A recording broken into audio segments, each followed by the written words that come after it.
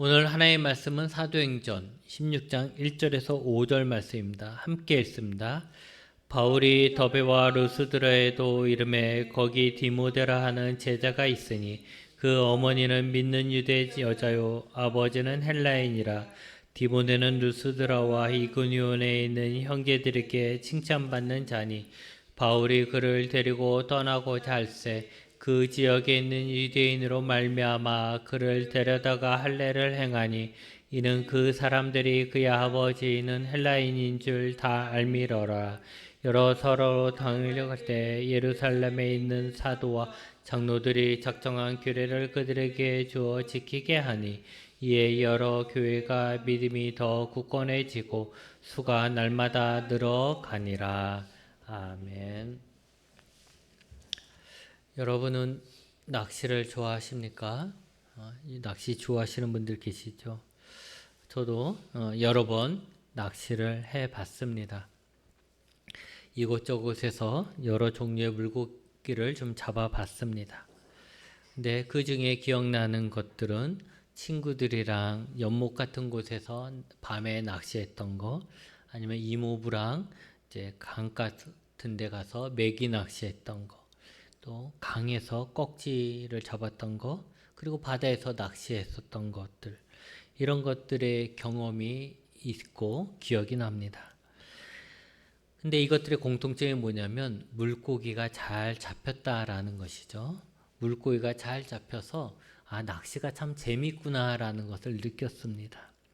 그래서 다른 사람들이 낚시하러 가자라고 하면 좋다고 따라갔습니다.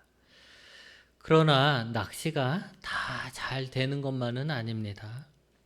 한 번은 거제도에 사는 친구랑 같이 자기가 낚시 잘한다고 해가지고 낚시하러 갔는데 조그만한 보고 한 마리밖에 못 잡았습니다. 하루 종일 여기저기 돌아다니면서 낚시를 했는데 제대로 된 건 한 마리도 잡지 못했던 것이죠.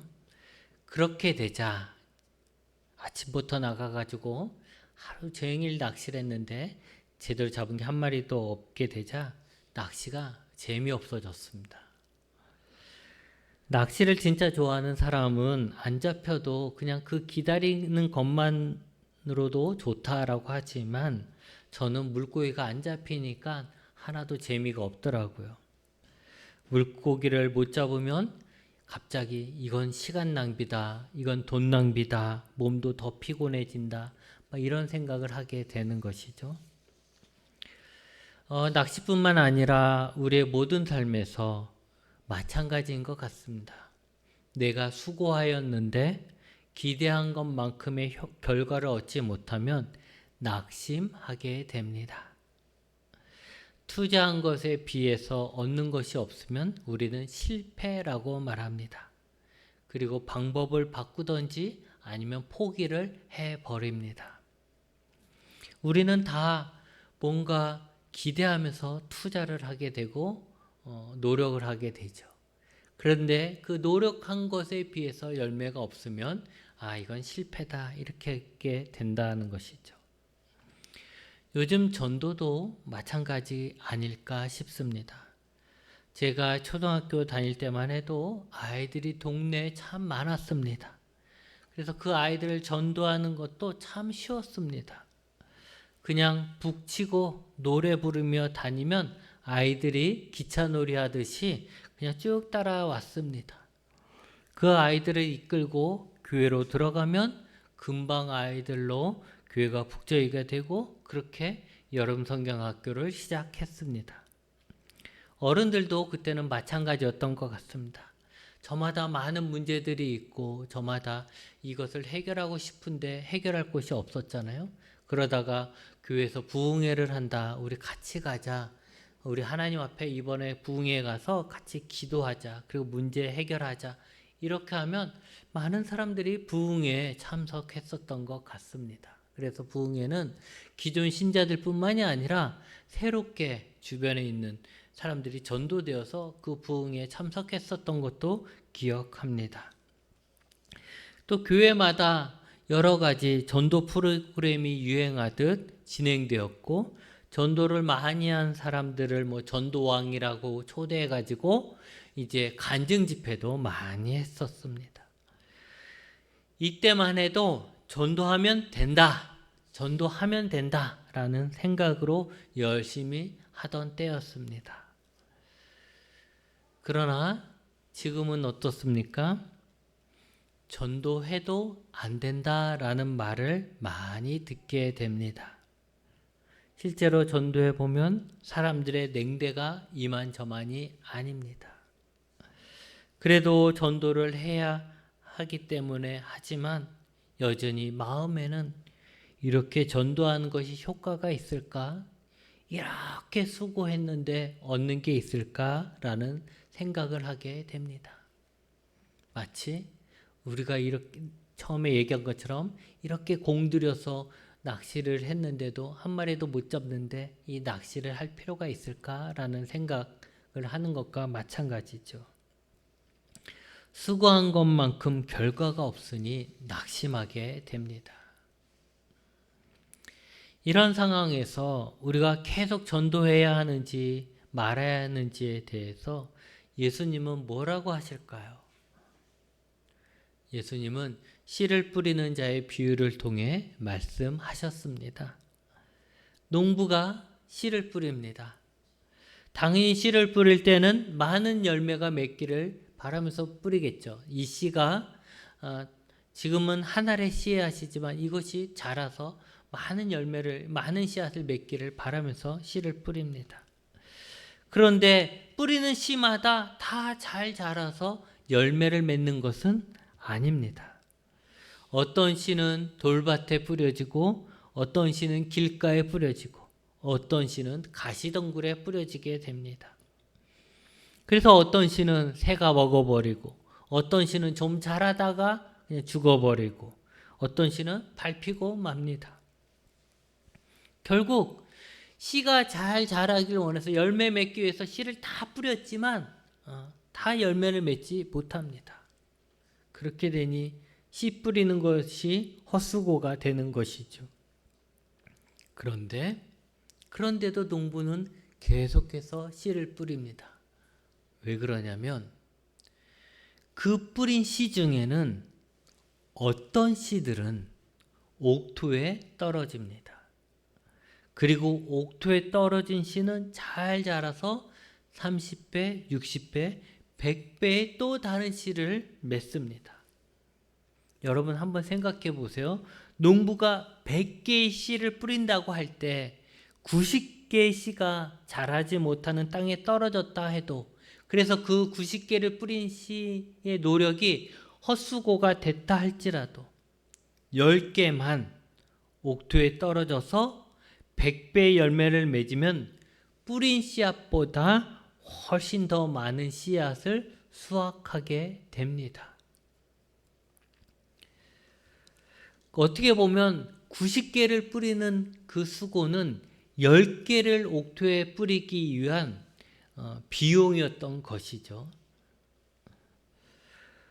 복음을 전하는 자가 100명에게 복음을 전했을 때 100명 아니면 그 중에 반인 50명이라도 예수님을 믿으면 얼마나 좋겠습니까? 그러면 복음 전할 맛이 나겠죠. 옛날에 우리 때처럼 막 예수 믿고 교회 가자면 그래 나도 따라갈게 이런 사람들이 줄줄이 엮인다면 얼마나 복음 전하는 게 쉽겠고 즐거웠겠습니까? 하지만 지금 현실은 그렇지 않습니다. 그런데 예수님은 낙심하지 말라고 하십니다.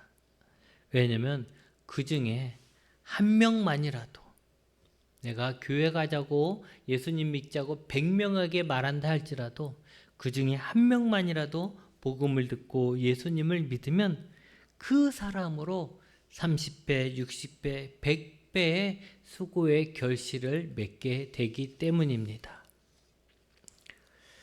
바울이 신라를 데리고 2차 전도여행을 갑니다.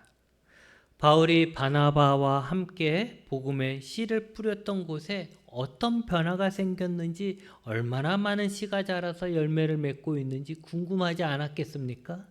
그래서 한 1, 2년 정도 지난 다음에 거기를 다시 한번 가보자 라는 생각을 갖게 되죠.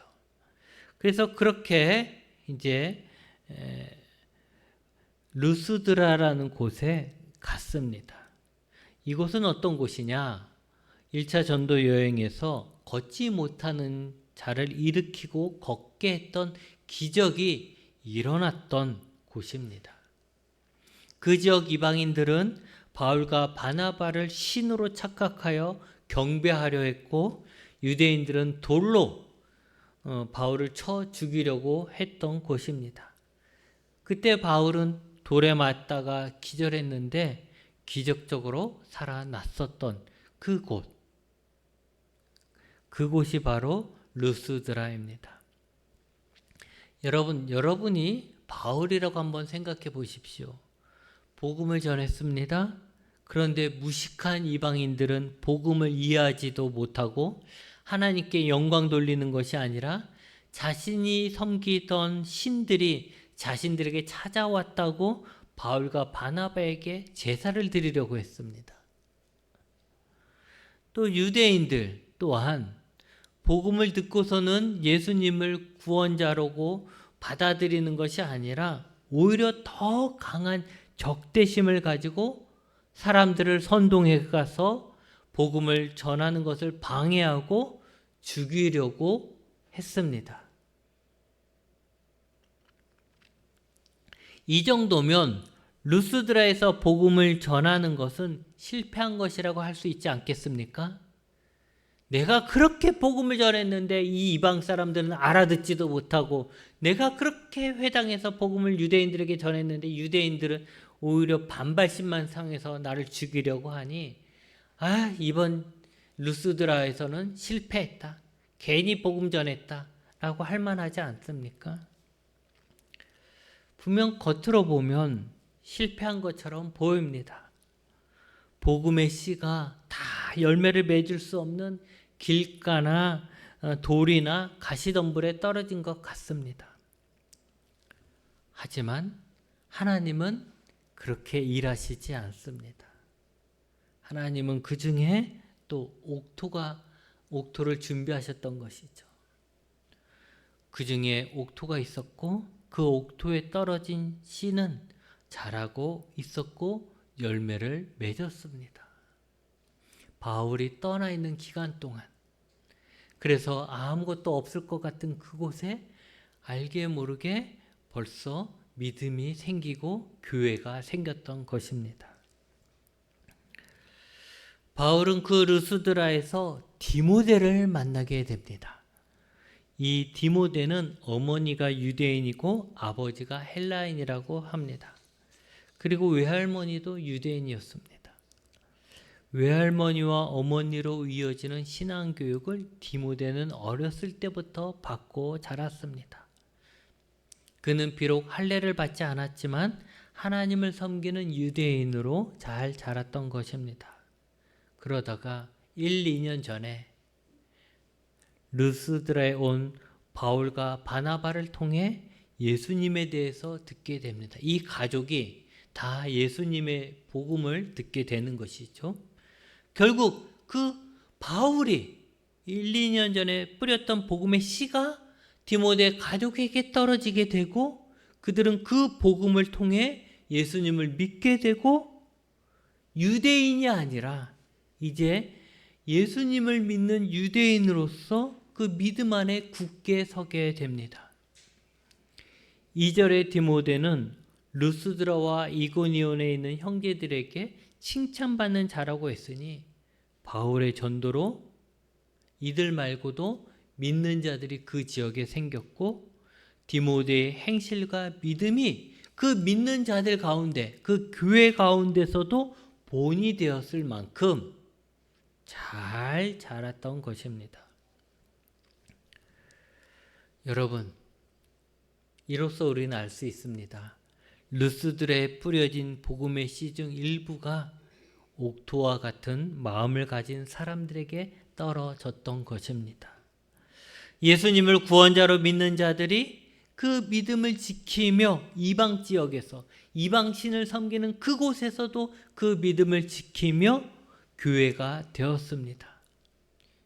이들이 바로 하나님이 예비하신 옥토였던 것입니다. 그리고 그 중에 디모데가 있었습니다. 바울은 디모데를 보고서 마음에 들었겠죠. 그 당시에 디모데 나이가 10대 후반에서 20대 초반이었을 거예요. 바울은 그 당시에 한 40대, 50대 되기 전 그 정도였을 거고, 그러니까 어떻게 보면 자식과 같은 거죠. 바울에게 있어서. 그래서 디모데가 너무 믿음을 잘 자란 게 마음에 들었는지 마가는 같이 가겠다고 하는데도 같이 오지 말라고 뿌리쳐 놓고서는 이 디모데에게는 함께 가자고, 전도 여행을 함께 하자고 합류시켰습니다. 그런데 디모데는 이때 바울을 만남으로 인해서 또 바울을 따라다니면서 많은 일을 하게 됩니다. 먼저 바울의 서신, 바울이 편지를 많이 썼잖아요. 그런데 그게 다 신약 성경이 되잖아요. 근데 그 서신 중에 약 6권에서 바울과 공동 서신자로 등장합니다. 그러니까 바울이 그 편지 썼을 때 디모데도 옆에 같이 있었던 거죠. 또 고린도 교회, 데살로니가 교회, 예베소 교회 등에 파송되어 가지고 그곳에서 목회를 합니다. 그 당시에 바울은 이제 순회하는 전도자였잖아요. 그러니까 한 지역에 오래 있지 않고 다니면서 복음을 전했던 것이죠. 그러니까 만약에 어떤 교회, 고린도 교회 문제가 생겼다 하면 바울이 직접 가지 못하니까 편지를 써가지고 디모데를 통해서 간다든가 디모데를 먼저 보내요. 그러면 디모데가 그곳에서 목회를 해서 그 어려움이 있는 교회들을 잘 이렇게 돌보는 역할을 하게 되었던 것이죠. 그래서 바울은 이제 여러 곳에 목회를 하게 됩니다.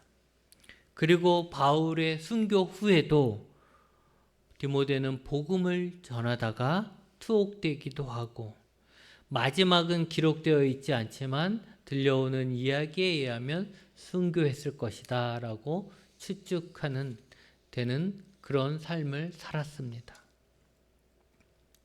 여러분, 루스드라에 떨어진 복음의 씨앗들이 대부분 아무 열매도 없이 사라졌지만, 근데 그 중에 일부는 옥토에 떨어져서 교회가 되었습니다. 그리고 그 중에 특별히 디모데는 하나님의 나라를 위해 더 많은 일을 하는 정말 100배의 결실을 맺는 자가 되었습니다. 그래서 하나님의 나라는 이 디모데 한 사람으로 인해서 더 많이 확장되어지고 안정되어져 갔던 것입니다. 여러분, 우리가 복음을 전해서 한 명만 예수님을 온전히 믿으면 우리의 수고가 헛되지 않습니다. 우리가 손해보는 장사가 아니라는 것이에요. 왜냐하면 그 한 사람이 디모데 같은 사람이 될 수도 있기 때문입니다. 우리가 전도한 사람이 우리보다, 나보다 더 많은 하나님의 일을 하는 사람이 될 수 있다라는 것이죠. 전도를 못해도 괜찮습니다. 양육하는 일도 있습니다. 디모데의 믿음은 바울에게 한번 복음을 들어서 생긴 것이 아닙니다. 그는 그의 어머니와 그의 외할머니, 그리고 그가 속한 교회를 통해서 양육이 된 것이죠.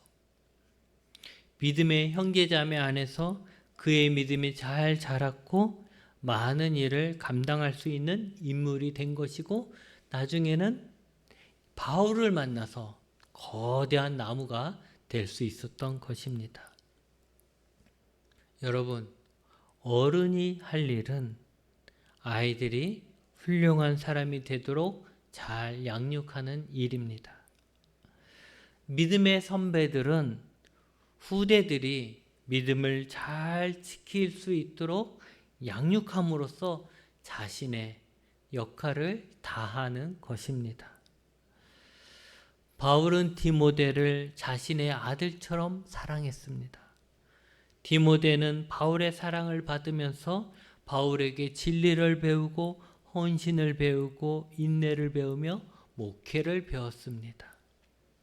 그렇게 그는 훌륭한 선교사이며 목회자로 자라게 된 것입니다. 여러분, 복음을 전하고 사람을 키우는 데 있어서는 계산기를 두드리면 답이 나오지 않습니다. 다 실패해도 한 명만 예수님을 믿어도 그로 인해서 더 많은 사람이 예수님을 믿을 수 있는 것입니다. 그래서 한 명에게 이 많은 투자를 하는 것이 어리석게 보이겠지만 결국 그 한 명으로 인해서 더 하나님 나라는 확장되어지는 것이죠.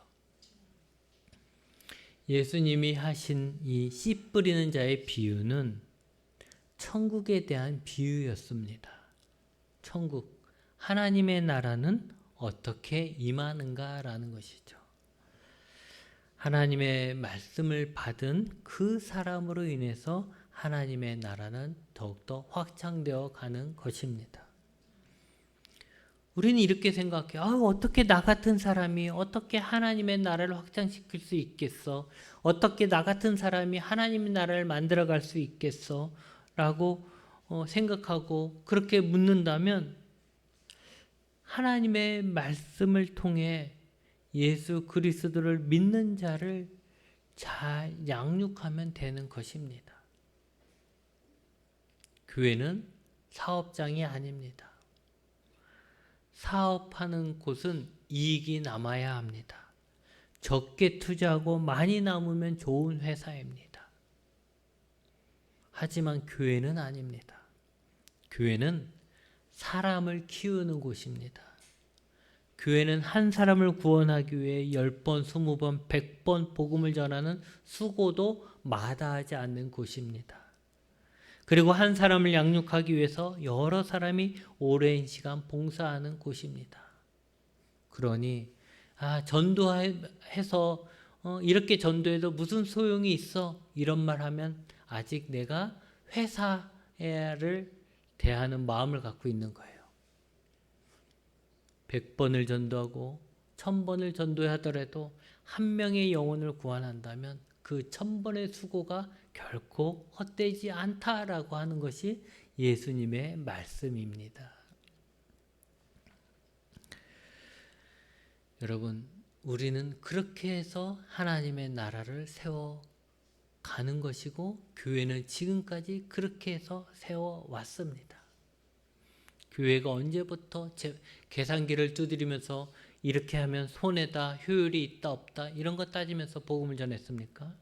한 영혼을 구원하기 위해 자신의 목숨을 버리는 것들이 교회였고 그렇게 해서 세워진 게 교회였습니다. 우리가 환상을 버렸으면 좋겠습니다. 쉽게 사람들이 복음을 듣고 예수님을 믿고 믿음이 좋은 사람이 될 거라는 환상을 버렸으면 좋겠습니다. 내가 10명에게 전하면 그 중에 한 명이라도 복음을 듣겠지라고 생각하는 것도 버렸으면 좋겠습니다. 내가 이만큼 하면 이 사람이 이제 예수님을 온전히 알겠지라고 생각하는 것도 버렸으면 좋겠습니다. 사실 저는 그런 생각이 있었습니다. 개척 초기만 해도 내가 이렇게 하면, 이 정도 하면, 이렇게 전단지를 뿌리고 이렇게 전도하면 그러면 교회에 그래도 한두 명은 계속해서 오겠지라는 생각을 했었던 것이죠. 그리고 내가 이렇게 성경 공부를 가르치면, 내가 이렇게 하면 이 사람이 믿음으로 잘 자라서 교회 좋은 일꾼이 되겠지라는 생각도 했었습니다. 그런데 결과는 제가 생각했던 것보다 더 많은 수고가 필요하다라는 것을 알게 되었습니다. 여러분, 너무 쉽게 생각하면 너무 쉽게 포기하게 되고 좌절하게 됩니다. 그러니 우리가 사람들이 복음을 듣지 않고 예수님을 믿지 않는다고 해서 미리 낙심하지 마십시오. 100명, 1000명이 복음을 듣고도 예수님을 믿지 않는다 하여도 그 중에 복음을 받아들이는 한 사람으로 인해서 하나님의 나라는 세워져 가는 것입니다. 바라기는 복음을 위한 우리의 수고가 디모데와 같은 제자를 남겨 하나님의 나라를 더욱 더 확장시켜 나가는 기쁨을 얻게 되길 축복합니다. 기도하시겠습니다.